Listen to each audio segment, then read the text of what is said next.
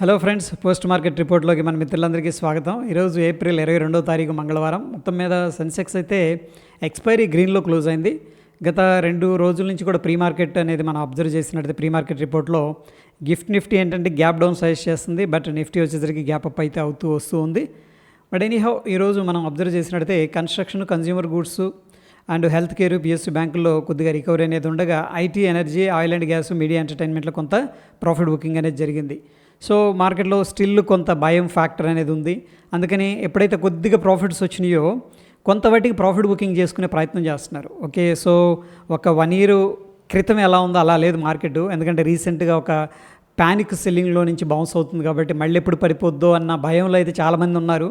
అందుకని కొద్దిగా ప్రాఫిట్ రాగానే 5%, 4%, 10% ముందు ప్రాఫిట్ బుకింగ్ అయితే చేస్తూ ఉన్నారు. అందుకే మనకి ఇక్కడ సెక్టర్స్ డైలీ రొటేట్ అవుతూ వస్తున్నాయి. ఒకరోజు ఐటీ స్ట్రాంగ్గా ఉంటుంది, రెండో రోజు కంప్లీట్గా ఐటీ ఏంటంటే వీక్ అయిపోవడం ఇలా జరుగుతూ ఉంది. అండ్ ఆఫ్ కోర్స్ ఏంటంటే ఐటీ ముఖ్యంగా యూఎస్ యొక్క డెసిషన్స్ మీద కొద్దిగా ఫ్లక్చువేషన్ జరుగుతూ ఉన్నట్టు తెలుస్తుంది.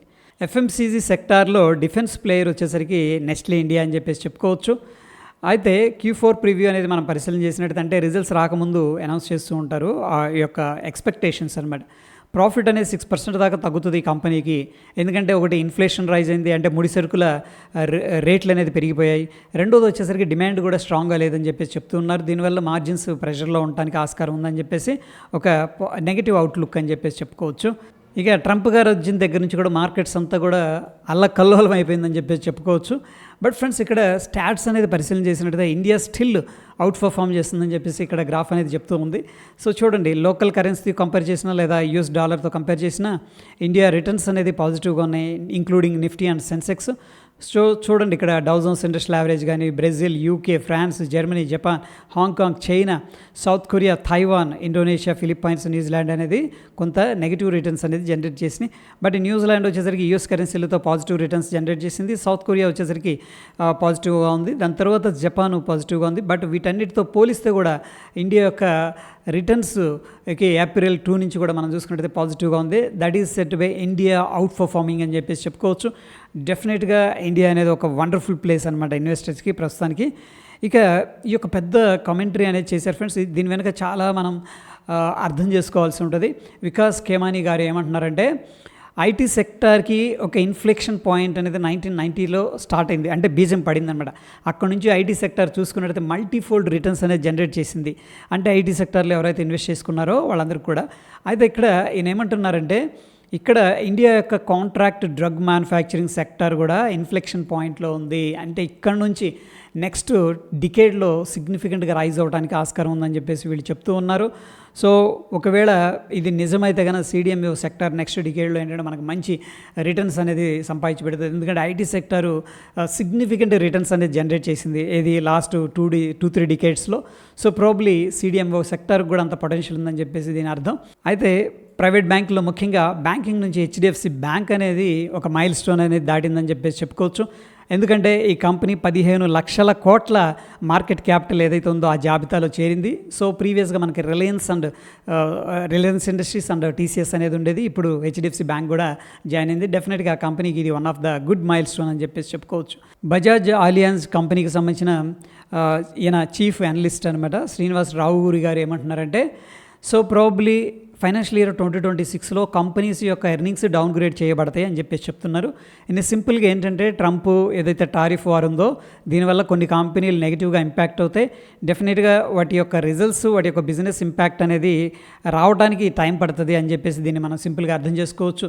సో ఫైనాన్షియల్ ఇయర్ 2026లో కొన్ని కంపెనీస్కి నెగిటివ్గా ఉండడానికి ఆస్కారం ఉందని చెప్పేసి మనం సింపుల్గా అనలైజ్ చేసుకోవచ్చు. ఇక ఈ మధ్యకాలంలో ఫ్రాడ్ డిటెక్ట్ అయిన కంపెనీ జెన్సాల్. దీంట్లో ఏంటంటే దీనికి సంబంధించిన child company I think blue smart, ఈ రెండిట్లో కూడా ఏంటంటే ఇన్వెస్టిగేషన్ అనేది స్టార్ట్ చేశారు 3rd టైము. డెఫినెట్గా కంపెనీ అండర్ ప్రెషర్లో ఉంటుంది. మహీంద్రా లాజిస్టిక్స్ ఈ షేర్స్ వచ్చేసరికి ఈరోజు 4% దాకా పెరగడం అనేది జరిగింది. ప్రీవియస్గా వీళ్ళు లాసులు అనౌన్స్ చేశారు, ఈసారి లాసులు అనౌన్స్ చేశారు కానీ ఆ లాసులు చాలా వాటికి తగ్గిపోయాయి. సో డెఫినెట్గా లాసులు తగ్గించుకుంటున్నారంటే కంపెనీ ప్రాఫిటబిలిటీలోకి రావడానికి ఆస్కారం ఉంటుంది. కాబట్టి లాంగ్ టర్మ్ ఇన్వెస్టర్ ఎవరైతే ఉన్నారో ప్రాబ్లీ వాళ్ళు ఇన్వెస్ట్ చేస్తున్నట్టున్నారో అందుకే స్టాక్ అనేది సిగ్నిఫికెంట్గా పాజిటివ్గా మూవ్ అవుతుంది. ఇక జెఫరీస్ అనే సంస్థ హీరో మోటార్ కప్, బజాజ్ ఆటోని డౌన్ గ్రేడ్ చేస్తుంది. అండ్ దాని తర్వాత ఐచర్ మోటార్, టీవీఎస్ మోటార్స్ అనేది బై రేటింగ్ అనేది ఇవ్వడం జరిగింది. సో ఫ్రెండ్స్, జనరల్గా బై రేటింగ్ ఇచ్చారంటే యాడ్ చేసుకోవచ్చు, పోర్ట్ఫోలియోలో డౌన్ గ్రేడ్ చేసింది అంటే కూడా వాటిని కొద్దిగా తగ్గించుకుంటూ ఉండొచ్చు అని చెప్పేసి మనం సింపుల్గా అర్థం చేసుకోవచ్చు. అయితే సిఎల్ఎస్ఏ చోళమండలం ఫైనాన్స్ దీని యొక్క టార్గెట్ ప్రైస్ అయితే తగ్గించడం అనేది జరిగింది. అయితే ఈరోజు స్టాక్ అనేది 3% దాకా డిక్రీజ్ అయింది. అయితే కంపెనీ బిజినెస్ పరంగా ఎటువంటి ప్రాబ్లమ్స్ అయితే లేవు, బట్ హ్యూజ్ వాల్యుయేషన్స్ దగ్గర ట్రేడ్ అవుతున్నాయి. ఇప్పుడున్న కరెంట్ మార్కెట్ ప్రైస్కి ఇప్పుడున్న వాల్యుయేషన్స్కి సంబంధం లేదని చెప్పేసి ప్రస్తుతం ఏంటంటే డౌన్ గ్రేడ్ చేయడం అనేది జరిగింది. అండ్ మోరోవర్ ఏంటంటే కొద్దిగా మ్యాక్రో ఛాలెంజెస్ అనేది రావచ్చు అన్న కాన్సెప్ట్లో కూడా దీన్ని డౌన్ గ్రేడ్ చేసినట్టు అర్థమవుతుంది. ఇక one of the best company ఇది వారి ప్రీమియర్ ఎనర్జీస్. బట్ ఎప్పుడైతే ట్రంప్ గారు గెలిచిన తర్వాత టారిఫ్ వారు అన్నారో, సోలార్ ప్యానల్స్కి సంబంధించిన కంపెనీ ఇది, మాడ్యూల్స్ కానీ అవి తయారు చేస్తుంది. అయితే ఫ్రెండ్స్, వీళ్ళ ఎక్స్పోజర్ అనేది యూఎస్కి ఎక్కువగా ఉంది, మోర్ దాన్ 55% ఉంది. అందుకని చాలామంది ఇన్వెస్టర్స్ ఏం చేశారంటే ముందుగానే ఆ న్యూస్ అనేది రాగానే డంపింగ్ అనేది స్టార్ట్ చేశారు. But any how fundamentally very good company ఇది. అయితే ఇప్పుడు ఎందుకు పెరిగిందంటే 8% దాకా. వీళ్ళు నాట్ ఓన్లీ ఇండియా, వేరే కంట్రీస్కి కూడా ఈ యొక్క యాంటీ డంపింగ్ డ్యూటీ అనేది విధిస్తున్నారు, ముఖ్యంగా Cambodia, Vietnam, Malaysia and Thailand.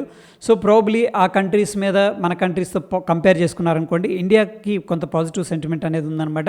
So probably వీళ్ళ సేల్స్ అనేది ఇంక్రీజ్ అయ్యే అవకాశం ఉంది as compare to other countries అని చెప్పేసి చెప్పుకోవచ్చు. ఇక బ్యాంక్ నిఫ్టీ విషయానికి వచ్చేసరికి ఈరోజు పాజిటివ్గా ఉంది. ముఖ్యంగా కొటాక్ అండ్ హెచ్డిఎఫ్సి బ్యాంక్ 2% పైన పాజిటివ్గా ఉండి లీడ్ చేశాయి. అండ్ ఆఫ్ కోర్స్ ఏంటంటే ఇక్కడ కొన్ని కారణాలు అయితే ఉన్నాయి ఫ్రెండ్స్. దాంట్లో ఏంటంటే ఆర్బీఐ కొన్ని నామ్స్ అనేది తీసుకొచ్చింది, ఇది లిక్విడిటీ కవరేజ్ రేషియోలో. సో ఇది లెండర్స్ ఎవరైతే ఉన్నారో వాళ్ళకి పాజిటివ్ అనమాట. ఆ యొక్క బేసిస్లో ఏంటంటే ఇన్వెస్టర్స్ ఈ కంపెనీలు మంచి కంపెనీలు కాబట్టి వీటిలో ఇన్వెస్ట్ చేశారు. అండ్ స్టాక్ కూడా సిగ్నిఫికెంట్గా రైజ్ అవ్వడం అనేది జరిగింది.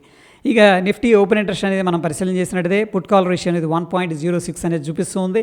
ఎనీహౌ మనకి బ్రాడర్ పిక్చర్లో స్టిల్ బులిష్ సెంటిమెంట్ అనేది కనిపిస్తుంది. ఇక బ్యాంక్ నిఫ్టీ విషయానికి వచ్చేసరికి పుట్ కాల్ రేషియో అనేది 1.14 ఉంది. అంటే స్టిల్ ఏంటంటే బ్యాంక్ నిఫ్టీలో కూడా బుల్లిష్ సెంటిమెంట్ అనేది కనిపిస్తూ ఉంది. ఇక సెన్సెక్స్ విషయానికి వచ్చేసరికి ఈరోజు సెన్సెక్స్ ఎక్స్పైరీ అయిపోయింది. నెక్స్ట్ వీక్ అనేది మనం పరిశీలన చేసినట్టయితే ప్రస్తుతానికి 0.82% అనేది కనిపిస్తుంది. స్లైట్గా సెన్సెక్స్లో బేరిష్ సెంటిమెంట్ అనేది కనిపిస్తుంది బేస్డ్ ఆన్ ద ఈ యొక్క ఓపెన్ ఇంట్రెస్ట్ అని చెప్పేసి చెప్పుకోవచ్చు. ఇక ఇండియా విక్స్ విషయానికి వచ్చేసరికి 1.84% డ్రాప్ అయిపోయింది. ఇండియన్ మార్కెట్స్ పాజిటివ్గా ఉన్నాయని చెప్పేసి అర్థం చేసుకోవచ్చు. ఇక Dow Jones industrial average futures మనం తీసుకునే సమయానికి 326 పాయింట్లు అయితే పాజిటివ్గా ఉన్నాయి. కొంత రికవరీ అనేది జరుగుతున్నట్టు తెలుస్తుంది. ఇక డాలర్ ఇండెక్స్ అయితే సిగ్నిఫికెంట్గా వీక్ అవుతూ కిందకి వెళ్తుంది. ఇక నిఫ్టీ విషయానికి వచ్చేసరికి ఫ్రెండ్స్ కొన్ని లెవెల్స్ అనేది మనం మార్నింగ్ మెన్షన్ చేసుకున్నాం. ఇక్కడ ప్రీవియస్ రెసిస్టెన్స్ ఉంది, ఆల్మోస్ట్ అదే లెవెల్కి వచ్చింది. ఆ లెవెల్కి రాగానే ఏం జరిగిందంటే ఆల్రెడీ సిగ్నిఫికెంట్గా ర్యాలీ చేస్తూ వచ్చింది కాబట్టి కొంతమంది ఏం చేశారంటే ప్రాఫిట్ బుకింగ్ అనేది చేసుకున్నారు. ఎప్పుడైనా సరే డోజీ ఫార్మేషన్ జరుగుతుందంటే ఇండెసిషన్ అనమాట. So based on the price action మాత్రం మనకు కొద్దిగా ఇండెసిషన్ మోడ్లో ఉంది. ఇక్కడ చూడండి గ్యాప్ అప్ అయింది, రైట్. దాని తర్వాత ఇది హ్యామర్ ఫార్మేషన్ లాగా అనిపిస్తుంది. సో ఈ హ్యామర్ కానీ ఇండెసిషన్ కానీ ఉందంటే మేబీ 1-2 డేస్ అట్లా మనం ఒక సైడ్ వేస్ యాక్టివిటీతో ట్రేడ్ ప్లాన్ అనేది చేసుకుంటే బాగుంటుంది. ఇక బ్యాంక్ నిఫ్టీ అనేది మనకి ఎక్కడ కూడా రెసిస్టెన్స్ అయితే కనిపించట్లేదు. సో ప్రస్తుతానికి 55,500 అది దాటింది. దాని తర్వాత 56,000 అనేది మనకి ఇమీడియట్గా ఉన్న ఒక రౌండ్ నెంబర్ అనమాట. ప్రస్తుతానికి రెసిస్టెన్స్ లేదు based on the structure. So friends, ప్రస్తుతం ఏంటంటే నిఫ్టీ అయితే కొద్దిగా వీక్గానే ఉందని చెప్పేసి చెప్పుకోవచ్చు as compare to bank Nifty. ఎందుకంటే గ్యాప్ అప్ అయింది, పైకి వెళ్ళలేకపోయింది.